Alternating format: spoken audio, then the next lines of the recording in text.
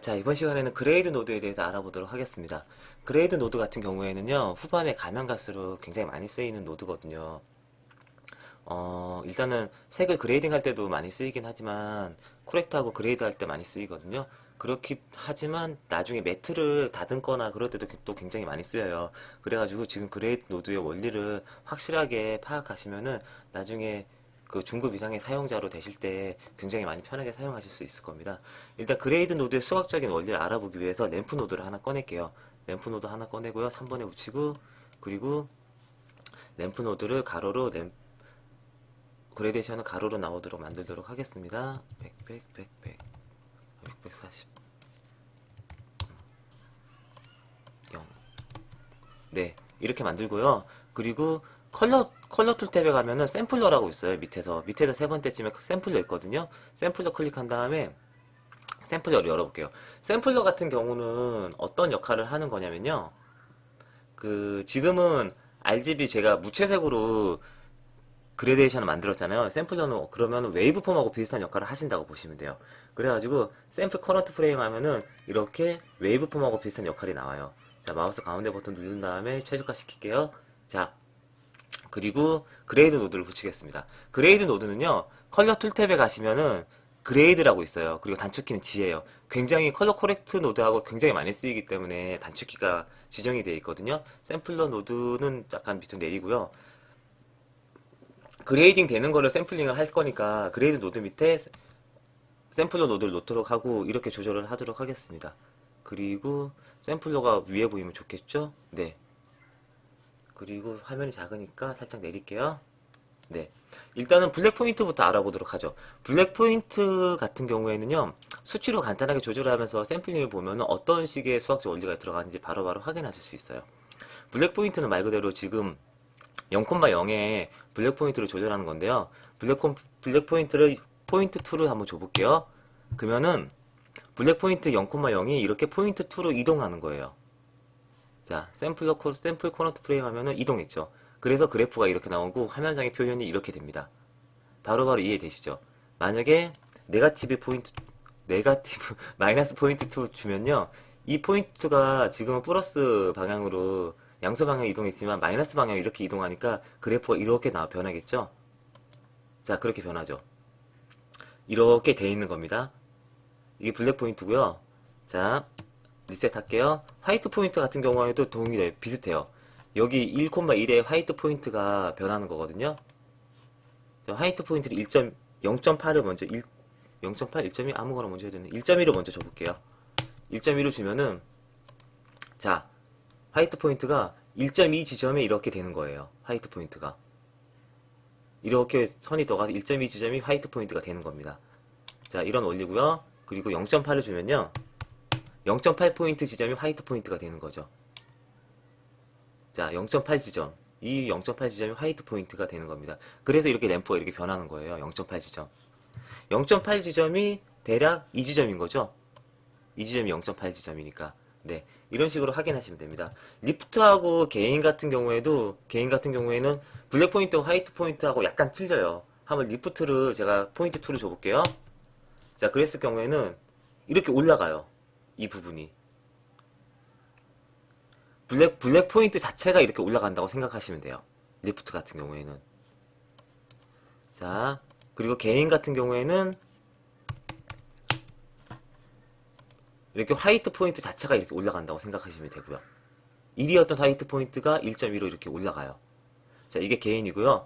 개인하고 멀티플라이는 수학적으로 동일한 계산식이거든요. 그래서 동일한 결과값이 나와요.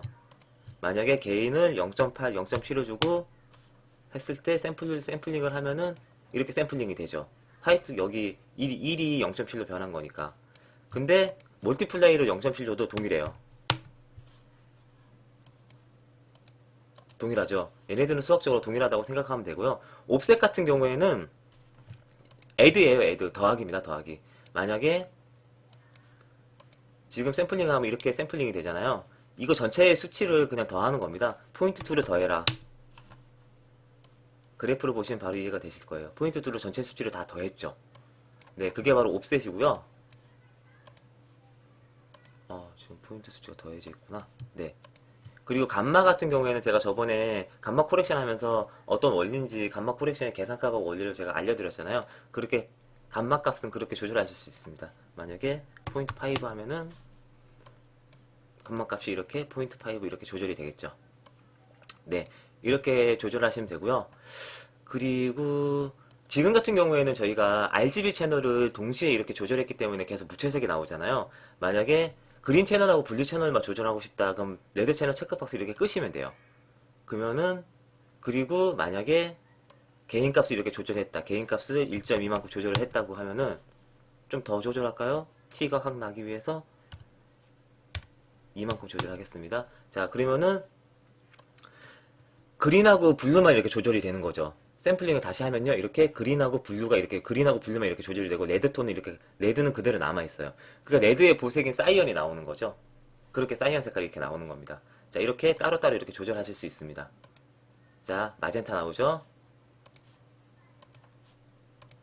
노란색이 나오죠. 네. 이런 식으로 따로따로 이렇게 샘플링을 하시면 되고요. 각각의 수치대로 이렇게 샘플링을 또 따로따로 하실 수도 있어요. 만약에 레드 2, 그린은 1.5, 그리고 블루는 포인트 5 이렇게 조절하시면은 각각 수치대로 이렇게 레드, 그린, 블루 채널을 이렇게 블루가 왜 안 됐지? 레드, 그린, 블루가 나와야 되는데 잠시만요.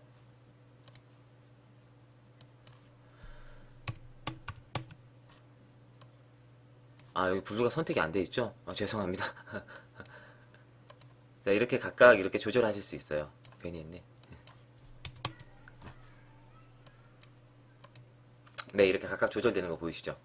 자, 그리고 클램프에 대해서 설명을 해드릴게요. 클램프는 뭐냐면요, 우리가 저번에 16비트, 32비트 할 때, 그, 32비트 같은 경우에는 서브 제로 구간하고 슈퍼하이트 구간이 있다 그랬잖아요. 클램프를 이용하면은 그 서브 제로 구간하고 슈퍼하이트 구간을 제거를 딱 막아버리는 거예요. 제거를 시킵니다. 기본적인 옵션은 블랙은 클램프가 그러니까 서브 제로 구간은 무시해버린다는 그게 블랙 클램프가 선택이 돼 있고요. 슈퍼하이트 구간이 이렇게 남아있는 게 기본적인 옵션인데, 만약에 우리가 만약에 블랙 포인트를 아까 제일 처음에 0.2를 줬잖아요. 0.1을 한번 주고 샘플링을 해볼게요. 자, 이렇게 보면 이렇게 클램프가 이렇게 돼 있잖아요. 만약에 이 블랙 클램프를 꺼놓은 상태에서 샘플링을 하잖아요. 그럼 이 밑에 서브 제로 구간이 남아있어요. 남아있죠. 보이시죠? 서브 제로 구간이 있는 거. 자, 이게 바로 클램프의 역할입니다. 화이트도 동일해요. 화이트도 동일하게 그렇게 처리해 주시면 되고요. 화이트 같은 경우는 어떻게 확인할 수 있냐면 개인 같은 걸 확인하면 간단하게 확인할 수 있겠죠. 자, 개인은 만약에 화이트를 1.1을 줬는데 1.2라는 1 이상의 그 색값이 필요가 없다 그러면 화이트 클램프로 해가지고 클램프 시키면 됩니다. 그렇게 되면은 1 이상의 색값이 필요 없으니까 이렇게 되겠죠. 클램프 되겠죠. 네. 대부분의 마스크나 매트 같은 거에 사용할 때 그 매트 채널 같은 경우에는 블랙하고 화이트의 서브 제로 구간하고 슈퍼 화이트 구간이 의미가 없기 때문에 이렇게 클램프 구간을 체크해줘가지고 작업을 많이 합니다. 자, 이거 용도를 아시겠죠? 자, 그레이드 노드는 이렇게 수학적으로 원리를 이용해서 활용하시면 돼요.